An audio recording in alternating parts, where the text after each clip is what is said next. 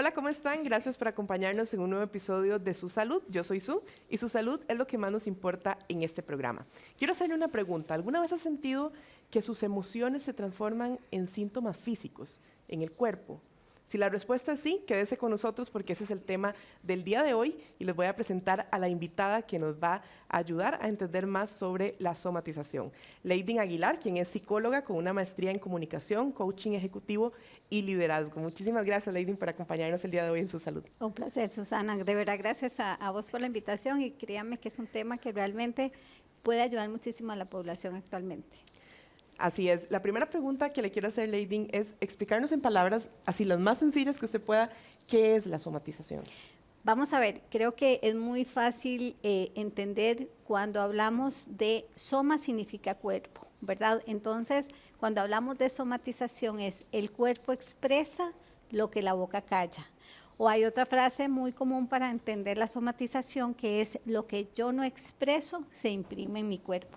Entonces, muchas veces, muchos signos o síntomas que la persona experimenta se van a dar como producto de alguna situación emocional, psicológica, incluso cognitiva, que la persona no está gestionando y de manera inconsciente, porque esa es la parte de la somatización, ¿verdad? Que es diferente que yo tenga una infección de garganta, por ejemplo, voy al médico, el médico me chequea y me dice, sí, tenés una infección, hay que dar un medicamento. Pero es diferente cuando yo empiezo a tener síntomas sin que haya una causa aparente que puede ser revisada en ese caso por un especialista. ¿Cómo se puede explicar desde la psicología esa relación entre la mente, las emociones y los síntomas físicos? Sí, qué interesante, Susana. Hace muchos años el cuerpo se veía separado de la mente, ¿verdad? Y nos vamos a etapas de la historia. Sin embargo, también hay muchos estudios y muchos trabajos que fueron haciendo grandes filósofos, ¿verdad? Donde fueron cada vez más demostrando que hay una relación totalmente directa y estrecha entre lo que pensamos y cómo lo que pensamos segrega neurotransmisores, sustancias que hace que se afecten, alteren o que sintamos ciertas emociones y que a su vez eso se va a manifestar de alguna manera en una sintomatología que puede ser sana, ¿verdad? Puede ser algo positivo, puede ser algo no tan positivo. Pero lo importante e interesante entender en estos casos es que todo lo que pasa en mi mente va a tener una repercusión en nuestro cuerpo. No están separadas, cada vez están más unidas y aquí es donde la psicología, ¿verdad?, juega un rol trascendental y sobre todo en este momento donde pienso que como una bendición para la humanidad, cada vez se integra más y cada vez se le da más importancia, ¿verdad?, a gestionar desde lo que pensamos, lo que sentimos y lo que hacemos para evitar casualmente tener, ¿verdad?, enfermedades y demás. ¿Qué tipo de emociones o de conflictos internos podrían traducirse en síntomas físicos, digamos, de lo que usted ha visto en la consulta? ¿Qué es lo más común? Vieras que creo que casi todo, Susana. Mucho de lo que se transmite es, por ejemplo, la persona que es muy ansiosa, ¿verdad? La persona que es muy estresada, la persona que es muy autoexigente, poco flexible, muchas manifestaciones, ¿verdad? Por ejemplo, una persona que de repente está esperando una prueba, un examen, un resultado y vive mucho en el futuro, en el miedo, en el qué va a pasar. Entonces, lo interesante es que cada uno de esas emociones en las personas se puede manifestar de diferente manera. Por ejemplo, si de repente en mi caso yo empiezo a estar con un estrés crónico sostenido en el tiempo, me duele la cabeza, a mí. Hay otras personas que les da gastritis, otras personas que de repente se van a sentir muy estreñidas, ¿verdad? Entonces cada persona podría representar estos síntomas de manera diferente.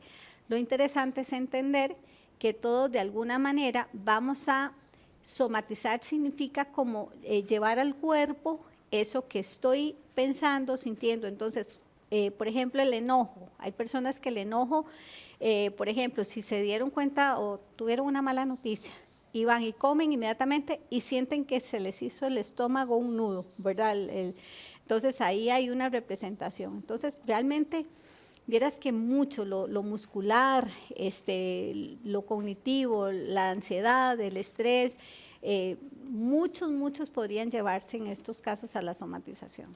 Y precisamente le iba a preguntar eso, ¿qué órganos o qué sistemas del cuerpo tal vez son más susceptibles a reflejar esas emociones reprimidas que tenemos? Sí.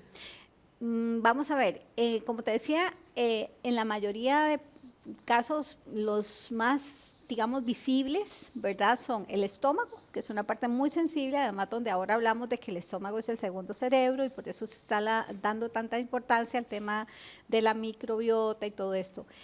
La cabeza, ¿verdad? Para mí esos son como los dos más, porque son como centros emocionales, por Claro. decirlo de alguna manera, ¿verdad? Entonces imagínate la conexión que hay entre mente y cuerpo, ¿verdad? La mente, la cabeza, la parte emocional en el estómago. Yo pienso que por experiencia en lo que he visto en mi consulta son como los dos órganos, pero pueden haber personas que, por ejemplo, se les va mucho a la espalda, ¿verdad? La parte de la tensión muscular, el movimiento, ¿verdad? Y sobre todo si de repente es una persona que no tiene muy buenos hábitos, ¿verdad? Ahora de ejercicio, de alimentación, de recreación, de hacer algún otro tipo de terapia, ¿verdad? Alternativa, la meditación, la respiración consciente, todo eso que nos va de alguna manera a ayudar a gestionar las emociones y el estado de ánimo repercute en este caso en diferentes órganos. Ahora, ¿cómo puede una persona saber si está somatizando, digamos, si lo que tiene realmente no es producto de tal vez un síntoma, una enfermedad o algo así, sino más bien que viene de sus emociones? ¿Cuáles serían como esas señales de alerta? Esa es la pregunta del millón. Esa es la pregunta del millón porque, a ver, muchas veces la persona no es consciente, van a los centros médicos y es cuando el médico le dice, señora, señor, pero a ver, le hago exámenes y usted no tiene nada. Todo sale bien, no tengo ningún indicativo que me diga que usted efectivamente tiene una gastritis erosiva que tiene un grado de evolución de X cantidad de tiempo, ¿verdad? De repente pasa en los centros médicos, pasa mucho, por ejemplo, con los ataques de pánico, ¿verdad? Digamos, una persona que empezó a sentir ansiedad, esa ansiedad se fue haciendo tan grande hasta que llegó a un punto donde se vuelve inmanejable. ¡Pah! Se dispara el ataque pánico, que si bien es cierto, tiene un componente, por decirlo de alguna manera, neurológico, ¿verdad? Sí, definitivamente hay una afectación, un pico de cortisol y demás. Muchas veces llegan a los centros médicos y el doctor le dice, usted no tiene nada, busque psicólogo, busque psiquiatra, porque usted, claro, es tan incómoda la sensación de un ataque pánico que efectivamente la persona dice, no, me va a dar un ataque al corazón. Es más, la persona en un ataque pánico tiene dos miedos, o miedo a perder el control o miedo a morirse.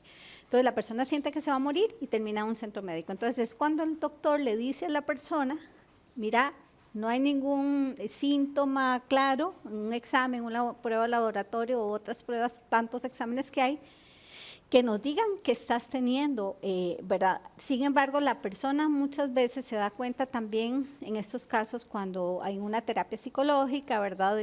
A raíz de que el médico le dijo, no, mejor busque ayuda. Entonces es ahí cuando hacemos una indagación y nos damos cuenta que la persona lo que está haciendo es expresando, su cuerpo está expresando algo que no ha logrado expresar verbalmente y el cuerpo habla, ¿verdad? Entonces, a veces la persona ni siquiera se da cuenta y puede desencadenar otra serie de situaciones que sí se convierten en un síntoma real donde sí se genera una patología. Entonces, por eso te decía que es la pregunta del millón, porque yo he llegado al punto de darme cuenta que efectivamente la persona empieza somatizando, pero fue tanto lo que creé el síntoma, lo que le di importancia a lo que estaba pasando, que efectivamente a veces sí se desarrolla. Hay un caso muy interesante, Susana, de hace muchos años, yo estuve estudiando mucho tiempo de biodescodificación, que nace la medicina germánica, y hay un caso que está documentado de un señor que tenía un conflicto con un policía, vivía en Estados Unidos y tenía un conflicto, él era policía y tenía otro conflicto con otro policía o con el comandante, y él ya no quería ir a trabajar, pero no se animaba a decir, no, yo no quiero dejar ese trabajo, no podía, se sentía impotente, y entonces empezó a crearse una mentira, y era, tengo un problema muscular en la espalda, la columna, la cintura, no puedo caminar, y el señor realmente no tenía nada.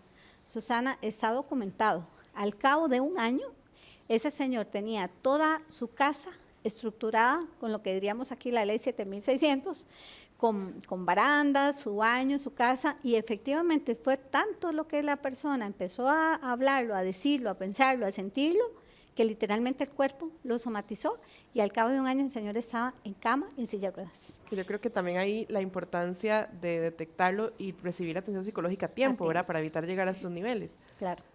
Exacto, o sea, y verás qué interesante, porque claro, ese es un caso extremo, pero hay muchos otros casos, Susana, donde se puede evidenciar que efectivamente existe, o sea, es algo, en el DSM está, ¿verdad? El manual diagnóstico que nosotros utilizamos como psicólogos está, no es algo inventado, y es interesante porque muchas veces el sistema familiar va en contra de la persona, no, usted se está haciendo, no, usted realmente lo que quiere es llamar la atención, y es interesante porque inconscientemente, en algunos casos, inconscientemente, como ganancia secundaria, le sirve a la persona tener el síntoma. Porque entonces tiene la atención de las personas que no, ella no se anima, la persona no se anima a pedir, a decir, miren, quiero atención, quiero ayuda, quiero sentirme acompañada. Entonces, como no lo dice, no lo expresa, su cuerpo lo empieza a expresar por síntomas y entonces logra lo que necesitaba, que era atención. Y yo me imagino que también debe ser muy frustrante porque uno paciente tal vez está sintiendo la manifestación, pero usted va al doctor y le dicen, no, es que usted no tiene nada, o tal vez en su familia nadie le cree, ¿verdad? Y uno, eso es más frustra, frustración ¿verdad? todavía, Exacto, porque tras de que se siente mal, dice, nadie me cree, y entonces eso aumenta la frustración, aumenta la ansiedad, aumenta el estrés, y es un círculo vicioso. Con respecto a esto del diagnóstico que estábamos hablando, ¿qué tan difícil es diagnosticar la somatización, tomando en cuenta esto que ya nos contaba, que se puede confundir con síntomas reales, ¿verdad?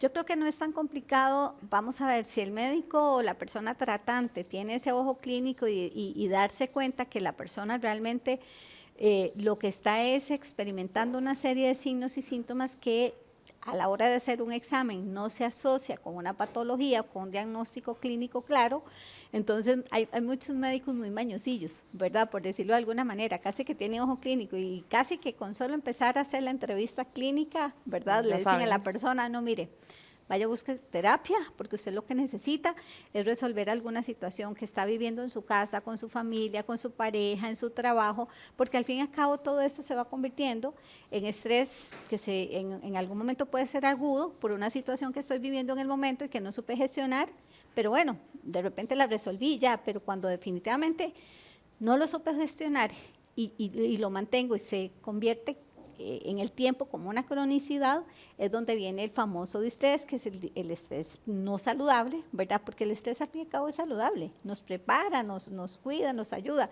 pero un estrés sostenido en el tiempo por situaciones que muchas veces, y ojo aquí, porque esto es donde viene mucho el tema que alimenta la somatización, que son toda esa serie de pensamientos que muchas veces están en el futuro, y qué va a pasar, y el miedo, y si no lo logro, y si me va mal, y si pierdo el trabajo, y si mi hijo no pasa a la escuela, situaciones cotidianas que entiendo que todos podemos perfectamente experimentar, pero que en un gran porcentaje no están pasando en nuestra mente, pero hay tres leyes muy interesantes de la biología que me gustaría mencionar aquí.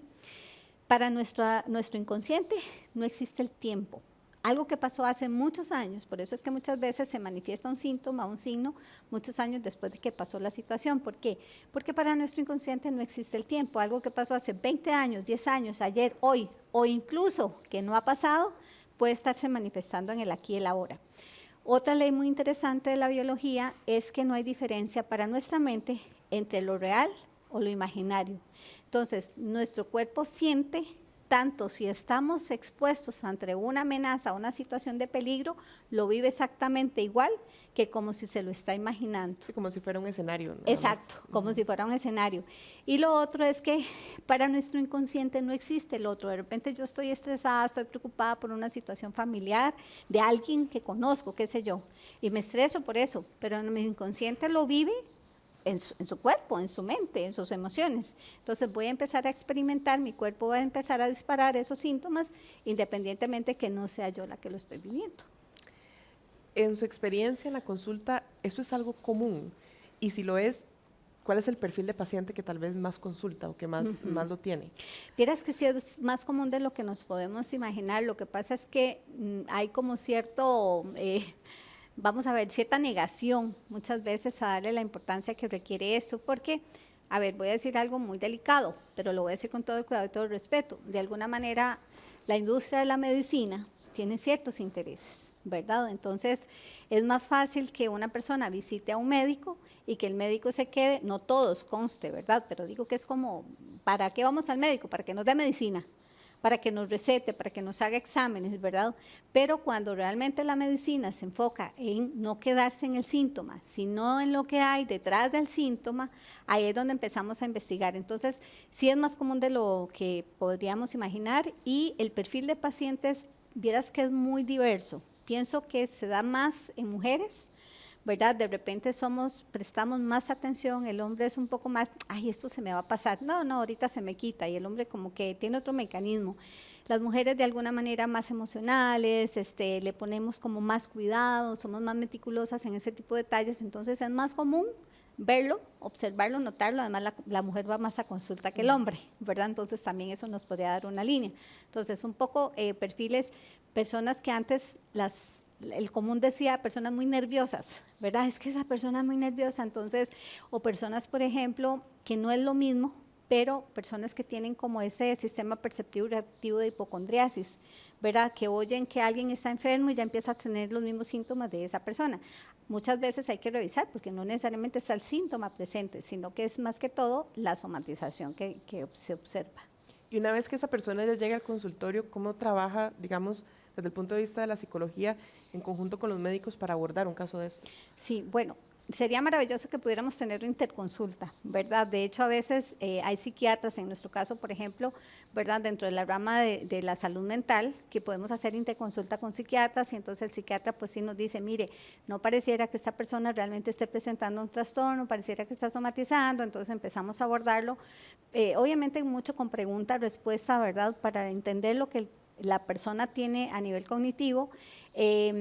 Hay muchas técnicas, digamos, si ya empezamos a identificar que lo que la persona está teniendo es, por ejemplo, mucho estrés, mucha ansiedad, entonces muchísimas técnicas, diferentes enfoques terapéuticos, ¿verdad? Por ejemplo, la terapia breve estratégica, que en mi caso es la que más utilizo, está la terapia cognitivo-conductual, está vamos a ver, la terapia racional emotivo-conductual, que es la famosa TREC, creada por el psicólogo Albert Ellis, que incorpora mucho el tema de las emociones. Entonces, no es lo que pasa, sino lo que yo pienso de lo que pasa, lo que me genera una emoción o una reacción, y eso, o una emoción, perdón, y una conducta, y eso genera un resultado. Entonces, básicamente aplicamos técnicas de relajación, técnicas reestructuraciones, por ejemplo, en la TV usamos mucho la reestructuración para que la persona sea consciente, mucho de lo que más practicamos, por lo menos si se hace de una forma adecuada, es enseñarle a la persona a gestionar sus emociones.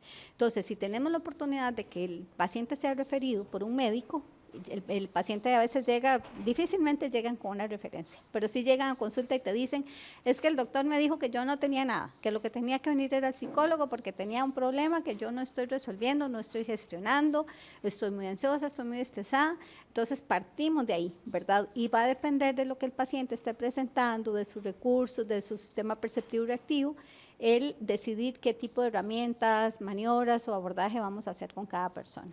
Yo creo que el simple hecho tal vez de ir y buscar esa primera ayuda tal vez puede ser para, sí, para ya, bien, ya ¿verdad? es algo, claro, ya es algo. totalmente. ¿Qué pasa si una persona no toma, digamos, ninguna medida en esto? ¿Cuál es el impacto que puede tener en su vida familiar, en su vida social, laboral? Sí.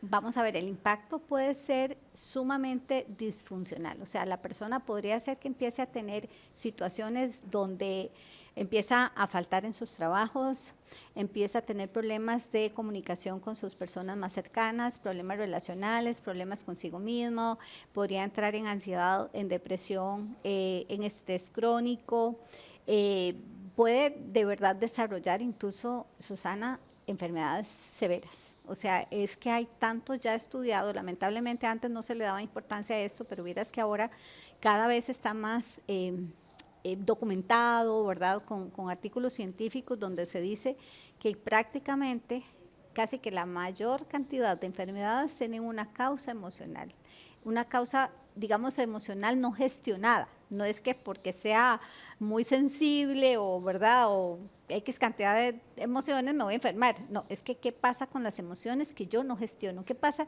si yo vivo enojado? enojado con la vida. Mira, yo recuerdo un caso que fue tan impactante para mí, tan impactante, que hace muchos años una paciente, recuerdo que estaba en terapia constante y de repente como que se perdió, ¿verdad? Yo no tenía contacto tal vez directo con ella, sino a través de mi asistente, y yo nada más veía que cancelaba una cita, cancelaba otra, y yo decía, qué raro, esto no es, digamos, la norma en esta persona. Hasta que yo dije, no, la voy a llamar de verdad, porque era una persona que ya tenía mucha cercanía y demás. Uno va desarrollando una relación, ¿verdad?, terapéutica, pero estrecha con la persona. Me dice, doctora, es que vieras que tengo una sinusitis que no puedo ni siquiera abrir los ojos. Y ya tengo, no sé, 2 meses, no me recupero, no me puedo ni levantar. Era un caso muy severo. Y yo recuerdo que en ese momento yo lo que acaté fue a preguntarle, a ver, fulanita, ¿cuál es el enojo guardado que tienes, reprimido, que no logras soltar? Me acuerdo que esa muchacha se soltó y se puso a llorar, lloraba, porque en ese momento además le pregunté que cuánto hacía que lo venía padeciendo y ya algunas preguntas que le hice, entonces le hice la pregunta de el enojo y resulta que ella se da cuenta que ese enojo estaba guardado ahí desde el momento en que se había dado cuenta que su esposo le estaba haciendo infiel. Y ese mismo día ella se dio cuenta que estaba embarazada. Y ese mismo día le detectan una enfermedad terminal a una persona muy cercana. Imagínense el impacto de esa persona. Entonces, ese enojo, ella no lo pudo expresar. Tuvo que reprimirlo, lo guardó y lo guardó hasta que su cuerpo explotó. Entonces, imagínate el tipo de casos tan severos a los que podríamos llegar. Y digamos, a mí siempre me gusta hablar de casos de éxito para que las personas que nos están viendo también tomen esa iniciativa para consultar. Un caso como ese, por ejemplo, se resolvió bien, la persona puede recuperarse, seguir adelante sin ningún problema. Sí, vamos a ver, en ese caso fue interesante porque lo más importante fue que la persona se diera cuenta de que lo que estaba haciendo era reprimiendo una emoción que su cuerpo estaba manifestando. Entonces empezamos a trabajar y trabajar con técnicas, ¿verdad? Mucho ayuda, por ejemplo, cuando son enojos guardados, reprimidos. Se dice que todos los enojos terminan en itis, todas las inflamaciones, se dice desde la medicina germánica, ¿verdad? Conste que hago la aclaración, desde la medicina germánica se dice que todos los enojos reprimidos o todas las itis son por enojos reprimidos. Entonces, en el caso de ella, me acuerdo que ella empezó a escribir las cartas de la rabia, las cartas del enojo, no era necesario que le dijera a la persona qué tan enojada estaba, qué tan molesta estaba, ¿verdad? Sino que simplemente lo fue gestionando hasta que llegó un momento en el que definitivamente ella logró, ¿verdad?, perdonarse a sí misma porque ella se sentía culpable, hizo la etapa del duelo, hizo una separación saludable que no la había hecho, tuvo a su bebé y bueno, bendito Dios, es un caso de éxito. Y eso lo cuento desde un punto de vista de algo que experimenté con un paciente, pero Susana, yo lo viví en carne propia. Una vez, y esta es una de las cosas que más fui consciente, recuerdo que yo tenía una cuñada que estaba a punto de fallecer y era muy, muy querida, ella tenía un cáncer terminal y la familia lo que hizo fue protegerla, entonces no nos permitía a nadie ir a verla. Ella pertenecía en ese momento a un grupo, a un centro de oración y era tan importante para ella que la visitáramos, que nos sentimos, por lo menos yo me sentí tan impotente de no poder decirle nada a la familia, de no poder expresarle a ella lo que yo la quería, lo que yo sentía, que se me fue la voz un año. Se me fue la voz un año. Yo sentía, porque en ese momento yo empecé a sentir como un dolor, pero iba al médico y me decía, no tenés nada, o sea, tu disfonía es emocional. Y yo en el momento no había entendido hasta que así de verdad, un momento de esos, como que el Espíritu tanto te ilumina, ¿verdad? Y dije, mira, esto tiene que ver con la muerte de Lucre y que yo no logré saltar, no logré sonar, no logré expresar, hasta que ya lo hice consciente, lo empecé a conversar, pero esa es una manera de identificar la somatización. Cuando quieres decir algo, no te sientes escuchada, no lo puedes decir, lo reprimes y el cuerpo manifiesta el síntoma en el órgano que está asociado.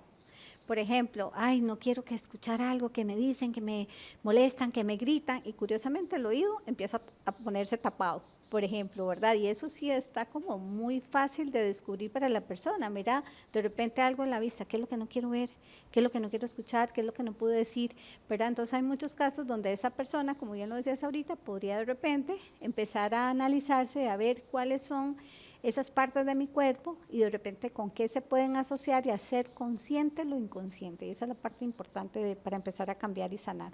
Ese caso, Lady, me parece muy interesante porque a veces no dimensionamos, ¿verdad?, el poder que puede tener nuestra emoción sobre el cuerpo. Y yo creo que eso es lo más importante de este programa, que lamentablemente nos gana el tiempo, pero me gustaría una conclusión, que usted le hable directamente a las personas que están viendo este espacio, tal vez que ya están ahí, que ya están manifestando esos síntomas, esas emociones en su cuerpo, o tal vez las personas que no lo han hecho. ¿Qué pueden hacer para no llegar a ese punto, verdad? Sí, a mí me gusta muchísimo, Susana, hablar de la palabra conciencia. Yo creo que cuando hay un despertar de la conciencia, se atraviesa un umbral, no se atraviesa una puerta. O sea, no hay un vuelta atrás. Cuando ya yo tomo conciencia, cada emoción tiene una repercusión y hay formas muy sencillas de gestionar la emoción. Lo primero que yo les recomendaría es no tapen, no escondan, no metan nada debajo de la alfombra. O sea, desen la oportunidad de identificar qué es lo que siento, cómo se llama esa emoción, si tiene nombres y apellidos, si está asociada con una situación que estamos viviendo en el momento o fue algo del pasado que yo no he sanado. De hecho, son temas que trabajo mucho en talleres y que son muy accesibles a la gente. De hecho, ahorita voy a dar uno que se llama Sanar para evitar trasladar el dolor, porque cuando yo sano las heridas del pasado, muchas veces la somatización va a disminuir. ¿Por qué? Porque muchas de las situaciones que se disparan son por traumas, por enojos, por situaciones que vivimos en la infancia. A ver, nuestros padres no eran perfectos. De alguna manera traemos alguna herida abierta de abandono, de rechazo, de injusticia, de traición, que son muy comunes y que lamentablemente si la persona no las hace conscientes, no las puede trabajar. Entonces haga consciente lo inconsciente. Recuerde que el cuerpo expresa lo que la boca calla. Entonces, dese la oportunidad, no necesariamente tiene que ir a pagar procesos caros, a veces es simplemente sentarse, meditar, escribir, reconocer, hablar con una persona cercana y eso puede cambiar mucho la vida en adelante. Y bajarle un poquito las revoluciones, Mucho. ¿verdad?, de este mundo tan acelerado.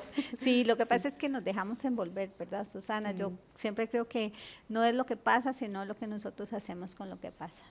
Lady, muchísimas gracias. Nos quedamos con ese mensaje final que nos acaba de dar. Le agradecemos muchísimo, de verdad, por habernos visitado aquí en Su Salud. No, un gusto para mí, un placer, de verdad. Muchas gracias y a los usuarios, oyentes, no, ya esos son... Este es de la web. Sí, bueno, un gusto.